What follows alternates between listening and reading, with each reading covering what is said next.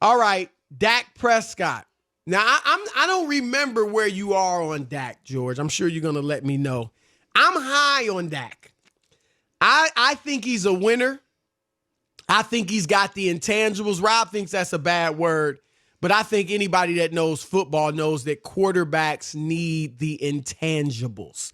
That's what's made Tom Brady the GOAT. That's what's made Joe Montana in the GOAT conversation. The intangibles. And I'm not saying Dak has them to that degree, but he has them. Winner, leader of men, high character, has the locker room in the palm of his hand, has the respect of everybody. Now, he's not Pat Mahomes as far as talent, but he's got good talent. You know, I've called him kind of a game manager who can make game-breaking plays, but he might be even a little better than that. I think he's en route to be an elite. Bottom line, you can win Super Bowls with him. And so the news today that he signed the franchise tag, $31.4 million from the Cowboys. Now, they still have until July 15th to negotiate for a long-term deal, and here's where they're at. It seems like, reportedly at least, they've agreed on the $35 million per year, but the Cowboys want to lock him up for 5 years, and Dak is saying, no, I want 4, because he knows what's on the horizon. A huge jump in the salary cap, and he wants to be ready to get his next big payday at a younger age, which I totally agree with him. Here's where I think he won big today. By him signing the franchise tag, it means he'll be back for training camp. So he'll have the best chance to have a good year because he's not going to hold out. New coach, yada, yada, yada. But also, because of the rules, if they were to franchise him next year, the cap would jump his number salary would jump to $37.7 million.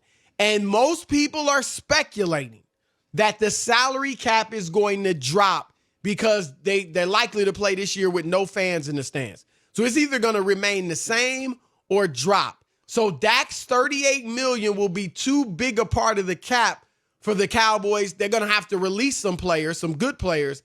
And so that tells me that he's got the Cowboys just where he wants him, and Jerry Jones will cave and give him the 4-year deal, and that will be that. Are you done yet? I'm done. Okay. You don't agree? I know you got some strange theory that you're the only person on earth that is saying this, but go ahead. If that's how you want to live, then go ahead and live that way. Okay, so you do make some good points about Dak Prescott being an upper-tier quarterback. I don't think he's elite yet, but he is an upper-tier NFL quarterback. You look at it; he just finished his his 4th year in the NFL. That when you are a very young quarterback, you have the opportunity to grow every single year, and Dak Prescott has done that. Like, he has shown that not only, like you said, he can be a leader of men, but he also has those quote unquote intangibles and all that thing. I don't like that word because it reminds me of what people used to say about Tim Tebow. Oh, he's just a winner. Yeah, but the problem is he can't throw. Right. I mean, you got to have some physical skill. Yeah, the difference is that Dak can throw, and he took a big leap last year going from, like, the dude almost threw for 5,000 yards. He threw for 30 touchdowns, only 11 interceptions. Like, that is an upper tier quarterback. And when you look at the people show appreciation, Chris, in different ways, and people need it. Like, they're like, oh, I want you to tell me that you love me. But in sports, the best way to show appreciation to a player is with their contracts. That's how I know that you love me. That's how I know that you appreciate me. And when you look at Dak Prescott, he is in the top 10 of, as quote unquote, averages per year with this franchise tag. And the quarterbacks who are going to make more on an average year basis than him are Russell Wilson, Ben Roethlisberger, Aaron Rodgers, Jared Goff, Kirk Cousins, and Wentz. Out of all of those quarterbacks, Do you know and mind you, he's only $2 million more than Ryan Tannehill. Mr. I only got to throw 8 passes in a game because my team doesn't trust me to win the game, Ryan Tannehill. So if I am Dak Prescott, I obviously want more money. But I don't think that this puts him in any more advantageous position to get his contract because you mentioned the franchise tag, Chris. $38 million next year. The thing is, that's how much his contract would be anyway. Like, the Cowboys aren't going to be 35. Saving any money. 35. Well, I know that's only $3 million. But the teams will make a difference because they're willing to give him 35. No, see, that's where the teams, that's where they manipulate the situation. They put stuff out. Oh, we're willing to give him 35 million. Yeah, but how much of it is backloaded? And how much of it is actually in real guarantees? Not guaranteed injury, but guaranteed skill. Well, I think most of it's going to be guaranteed. Don't you think? I mean, nowadays, most of the contracts, quarterbacks are getting most of their contract guaranteed now. Well, I don't think that's going to be an issue.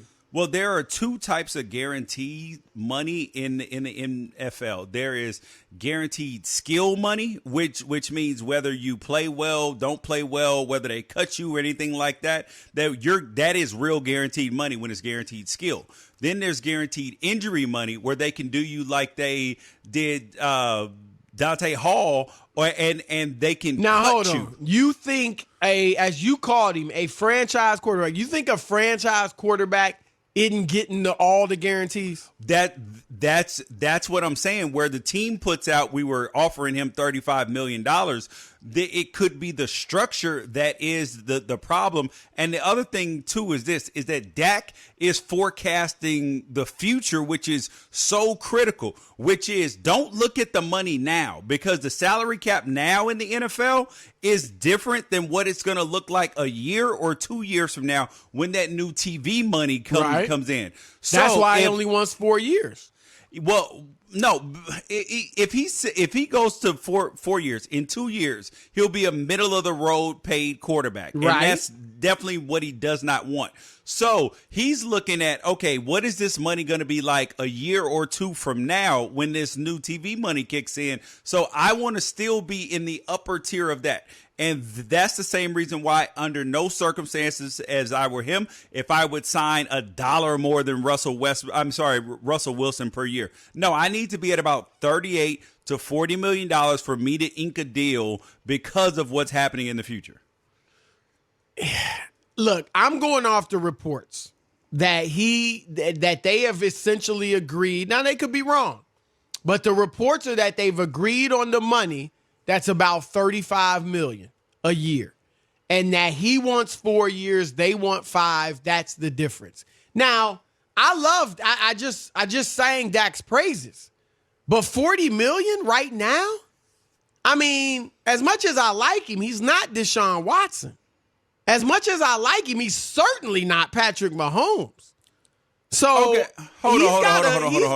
Look, but hold on. How can you say though? I mean, truthfully, I'm a huge Deshaun Watson fan. But to play devil's advocate here, like, how on earth can you say that he's not Deshaun Watson? Deshaun Watson just got blown out in the playoffs. I mean, like, you could. That didn't make the playoffs. They're on the same plane. Like there's but who's got more physical skills?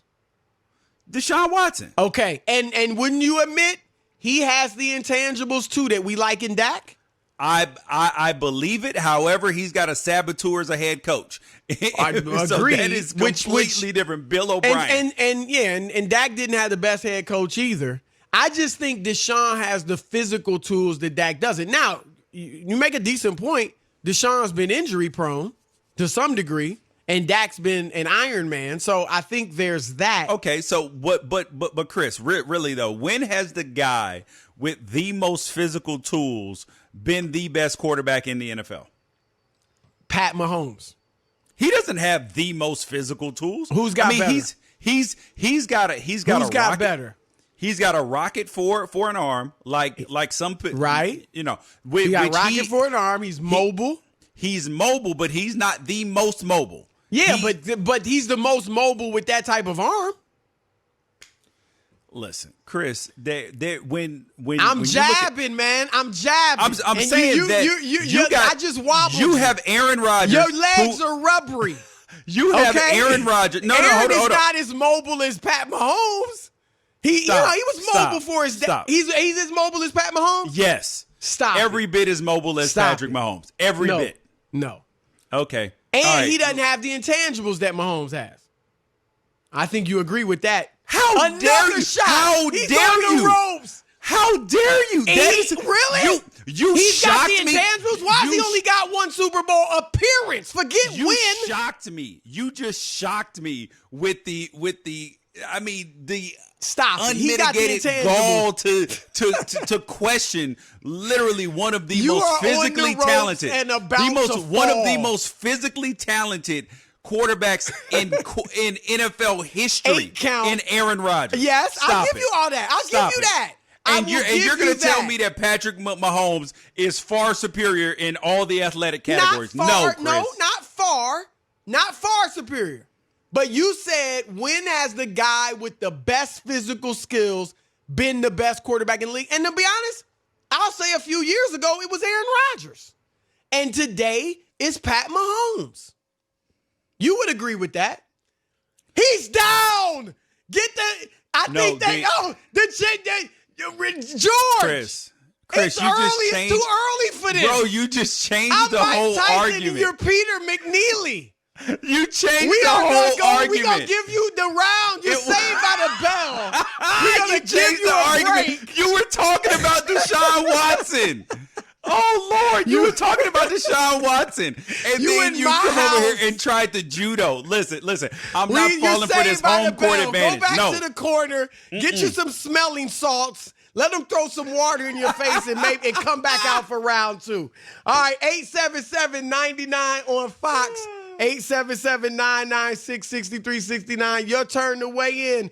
Does Dak Prescott have the Cowboys right where he wants them in the ongoing negotiation? I say yay. I'm not sure what George said. He's a little woozy at this moment.